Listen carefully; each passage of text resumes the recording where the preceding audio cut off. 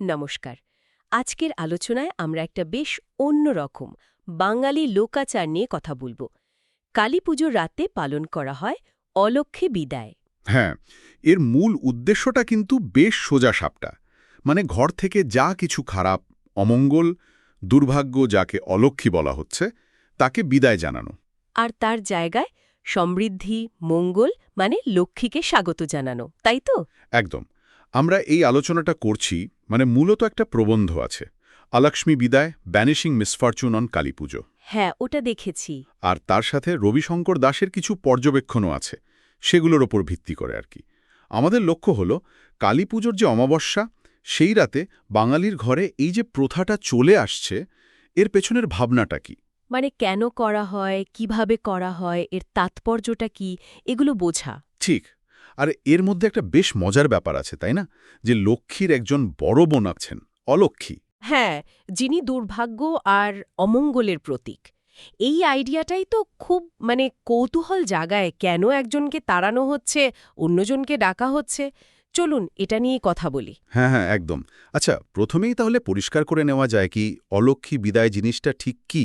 বলুন। খুব সহজ করে বললে এটা হচ্ছে কালীপুজোর সন্ধ্যায় ওই অমাবস্যা তিথিতে ঘর থেকে সব রকম নেতিবাচক জিনিস, অমঙ্গল দূর করার একটা রিচুয়াল বা আচার। একটা প্রতীকী ব্যাপার। অবশ্যই প্রতীকী। মানে অলক্ষ্মীকে বিদায় দিয়ে লক্ষ্মীর আসার পথটা তৈরি করা হচ্ছে। আচ্ছা, অনেকটা যেন ঘর পরিষ্কার করার মতো, শুধু ধুলোবালি নয়, খারাপ শক্তিকেও দূর করা। ঠিক ধরেছেন, একেবারে তাই। অলক্ষ্মী হলেন লক্ষ্মীর উল্টোটা, মানে দারিদ্র্য, ঝগড়াঝাঁটি, অসুস্থতা, এক কথায় যাকে বলে দুর্ভাগ্য, তার প্রতীক। আর লক্ষ্মী হলেন সম্পদ, সৌভাগ্য, সব ভালোর দেবী। একদম। একটা খুব চালু কথা আছে না, যে অলক্ষ্মী বিদায় না দিলে লক্ষ্মী আগমন হয় না। হ্যাঁ, শুনেছি। এর মানেটা কি দাঁড়ায়? মানেটা হলো, যতক্ষণ না ভেতরের বা বাইরের যা কিছু নেগেটিভ, যা কিছু খারাপ, সেটাকে সরাচ্ছি, ততক্ষণ পজিটিভ শক্তি বা ভালো কিছু আসার জায়গা হয় না। এটা এক ধরনের শুদ্ধিকরণ বলতে পারেন। আচ্ছা, বেশ গভীর ভাবনা। এই দুই বোনের পৌরাণিক গল্পটাও তো বেশ ইন্টারেস্টিং, তাই না? হ্যাঁ, শোনা যায় লক্ষ্মী আর অলক্ষ্মী দুজনেই বোন। যদিও তাদের জন্ম নিয়ে নানা মত আছে। কি রকম? কেউ কেউ বলেন ব্রহ্মার মুখ থেকে লক্ষ্মী আর পিঠ থেকে অলক্ষ্মীর জন্ম। তবে সবচেয়ে বেশি যে গল্পটা শোনা যায় সেটা হলো সমুদ্র মন্থনের। ওহো, সেই দেবতার অসুরদের সমুদ্র মন্থন করে অমৃত তোলার গল্প। হ্যাঁ, ঠিক তাই। সেই সময় নাকি যখন অমৃতের পাত্র নিয়ে দেবী লক্ষ্মী উঠে আসছেন, তার ঠিক আগে অলক্ষ্মীর আবির্ভাব হয়। আগে? লক্ষ্মীরও আগে? হ্যাঁ, কিছু কিছু কাহিনীতে তাই বলা হয়। আর এখানেই ব্যাপারটা খুব প্রতীকী হয়ে যায়। দেখুন, জন্ম হয়তো কাছাকাছি সময়ে বা একই উৎস থেকে, কিন্তু দুজনের স্বভাব, প্রকৃতি একেবারে উল্টো। আলো আর অন্ধকার। একদম। সৌভাগ্য আর দুর্ভাগ্য, এই চিরকালের যে দ্বন্দ্ব, সেটাই যেন এই দুই বোনের কাহিনীর মধ্যে দিয়ে উঠে আসছে। অনেক সময় অলক্ষ্মীকে লক্ষ্মীর ছায়া বা একটা অবিচ্ছেদ্য অংশ হিসেবেও দেখা হয়। মানে ভালো আসতে গেলে মন্দকেও চিনতে হবে, আর তাকে বিদায় জানাতে হবে। হ্যাঁ, অনেকটা সেরকমই। তবে দেখুন, অলক্ষ্মীর অস্তিত্বকে কিন্তু একেবারে মুছে ফেলা হচ্ছে না, বরং তাকে চিনে তাকে সরিয়ে দেওয়ার একটা প্রক্রিয়া এটা। হুম, যদিও বিদায় জানানোর প্রক্রিয়াটা বেশ মানে জোরদার মনে হচ্ছে। হ্যাঁ, তা ঠিক। আচ্ছা, এবার যদি আমরা আচারের দিকটা দেখি, এটা কিন্তু খুব জাঁকজমক করে পুজো হয় না, মূলত ঘরোয়া একটা রীতি। আর বাড়ির মহিলারাই করেন মূলত। হ্যাঁ, প্রধানত মহিলারাই এই আচারটা পালন করেন। পুজোর আগে বাড়িঘর খুব ভালো করে পরিষ্কার করা হয়, বিশেষ করে রান্নাঘর আর সদর দরজা। কারণ মনে করা হয় এই দুটো জায়গা দিয়েই লক্ষ্মী প্রবেশ করেন। আচ্ছা, পরিষ্কার পরিচ্ছন্নতার পর আসল আচারে কি হয়? তারপর মূর্তি গড়া হয়। সাধারণত গোবর দিয়ে অলক্ষ্মীর মূর্তি তৈরি করা হয়। গোবর দিয়ে? আচ্ছা। আর চালের গুঁড়ো বা পিটুরি যাকে বলে, চালের গুঁড়োর একটা মণ্ড, সেটা দিয়ে লক্ষ্মী, ধনের দেবতা কুবের আর নারায়ণের মূর্তি গড়া হয়। ও, গোবর আর চালের গুঁড়ো উপকরণগুলো বেশ প্রতীকী মনে হচ্ছে। তা তো বটেই। তারপর বাড়ির উঠোনের মতো কোনো একটা নির্দিষ্ট জায়গায় এই মূর্তিগুলো স্থাপন করা হয়। এই মূর্তি স্থাপন আর পরিষ্কার করা ছাড়াও তো আরও কিছু নিয়মকানুন আছে নিশ্চয়ই, প্রতীকী কাজ। হ্যাঁ, অবশ্যই আছে। বেশ কয়েকটা ইন্টারেস্টিং প্রতীকী কাজ আছে। যেমন ধরুন, একটা ঝাড়ুতে একটু গঙ্গা জল ছিটিয়ে নেওয়া হয়। ঝাড়ুতে?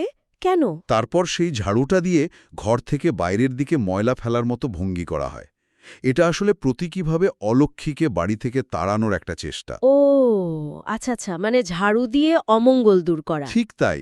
আর অনেক বাড়িতে এই সময় সবাই মিলে কিছু কথা বা ধ্বনি বলে ওঠেন, যেমন ধরুন, অলক্ষ্মী বাইরে যা, লক্ষ্মী ঘরে আয়, বা এই রকমই কিছু একটা। একসঙ্গে বলেন? হ্যাঁ, সমবেতভাবে। আর এই বলতে বলতেই ঝাড়ুটা দরজার বাইরে ফেলে দেওয়া হয়। বাহ, বেশ নাটুকে ব্যাপার তো। শুধু পরিষ্কার করা নয়, রীতিমতো ঘোষণা করে তাড়ানো হচ্ছে। হ্যাঁ, অনেকটা তাই। এরপর অন্ধকার দূর করার জন্য দরজার বাইরে বা উঠোনে প্রদীপ জ্বালানো হয়। আলো দিয়ে অন্ধকার তাড়ানোর যে চিরন্তন রীতি, তারই একটা অংশ এটা। আচ্ছা, আর কিছু বিশেষ প্রথা আছে কি, অঞ্চলভেদে আলাদা কিছু? হ্যাঁ, কিছু কিছু জায়গায় অমঙ্গল তাড়ানোর প্রতীক হিসেবে কুমড়ো ফাটানো হয়। আবার কোথাও কোথাও ওই ব্যবহৃত ঝাড়ুটাকে দূরে ছুঁড়ে ফেলে দেওয়ার নিয়ম আছে। আচ্ছা, আর ওই গোবরের অলক্ষ্মী মূর্তিটার কি হয়? সব শেষে ওই গোবর দিয়ে গড়া অলক্ষ্মীর মূর্তিটাকে সাধারণত কলার খোলের মধ্যে বসানো হয়, তারপর সামান্য ধূপদীপ দেখিয়ে সেটাকে বাড়ির কাছাকাছি কোনো পুকুর বা দিঘির ধারে রেখে আসা হয়। রেখে আসা হয়, ফেলে দেওয়া হয় না? না, সাধারণত রেখে আসা হয়। আর রেখে আসার সময় একটা নিয়ম আছে, পেছনে ফিরে তাকাতে নেই। পিছনে তাকাতে নেই কেন? মনে করা হয় পিছনে তাকালে বিদায় দেওয়া অশুভ শক্তি আবার ফিরে আসতে পারে। তাই পিছনে না তাকিয়ে সোজা বাড়ির দিকে ফেরে সবাই। আর ফেরার সময় কুলো বাজাতে বাজাতে ফেরে, কোথাও শাঁখ বা কাসরও বাজানো হয়। কুলো বা শাঁখ, এর কারণ? এটা একদিকে যেমন মঙ্গলধ্বনি, শুভ আওয়াজ, তেমনি অনেকে বিশ্বাস করেন যে এই সম্মিলিত জোরে আওয়াজে অশুভ শক্তি দূরে থাকে। ও, বাড়ি ফিরে এসে কি কাজ শেষ? না, বাড়ি ফিরেও কাজ আছে। একটা নির্দিষ্ট ক্রমে পুজোটা হয়। প্রথমে বিঘ্ননাশকারী গণেশের পুজো, তারপর অলক্ষ্মী বিদায়ের যে আনুষ্ঠানিকতা, সেটা সম্পূর্ণ করে লক্ষ্মী, কুবের আর নারায়ণের পুজো করা হয়। আচ্ছা, মানে অলক্ষ্মীকে বিদায় করে তারপর লক্ষ্মীকে পুজো করা। একদম। আর প্রসাদ হিসাবে ক্ষীর বানানোর একটা চল আছে অনেক বাড়িতে। এটা একটা বিশেষ রীতি। পুরো ব্যাপারটা শুনে মনে হচ্ছে এটা শুধু একটা পুজো নয়, এটা একটা আস্ত প্রতীকী পারফরমেন্স। প্রত্যেকটা ধাপের একটা মানে আছে। ঠিক বলেছেন। এর মূল তাৎপর্যটা তাহলে কি দাঁড়াচ্ছে? দারিদ্র্য, অশান্তি, যা কিছু অশুভ শক্তি, সেগুলোকে দূর করা। আর লক্ষ্মীর আগমনের জন্য ঘরটাকে, মনটাকে প্রস্তুত করা, তাই তো? হ্যাঁ, এটাই হলো মূল উদ্দেশ্য। মনে করা হয় অমাবস্যার রাতে অলক্ষ্মীকে ভালোভাবে বিদায় করলেই পরের দিন লক্ষ্মী এসে ঘরে প্রবেশ করেন, যাকে হয়তো লক্ষ্মী বরণ বলা যেতে পারে। কালী পুজোর সঙ্গে এর কোনো বিশেষ যোগ আছে, মানে ওই একই রাতে হচ্ছে যখন? অবশ্যই আছে। দেখুন, কালীপুজো মানেই তো অশুভ শক্তির বিনাশের উৎসব।